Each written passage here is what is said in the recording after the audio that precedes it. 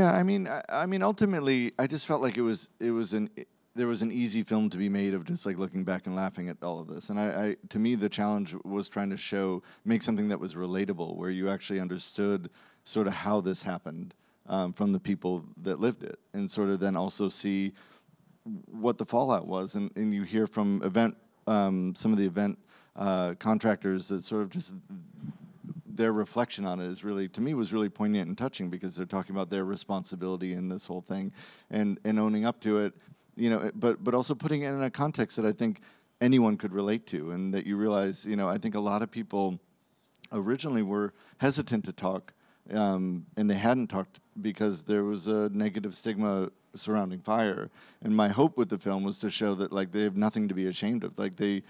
killed themselves to try to pull this thing off, and many of them were involved in what they thought was a legitimate business. And so, you know, from the Fyre media people and, you know, a lot of the people on the ground, the contractors, that they were, you know, that they inherited this sort of disaster, especially the ones that came in 6 to 8 weeks before. You know, there's a story,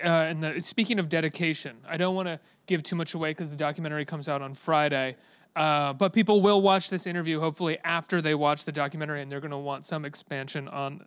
this amazing story that is almost like the centerpiece, set piece of the film, which is someone who's so dedicated they're willing to commit to debase themselves sexually for the purpose of the festival.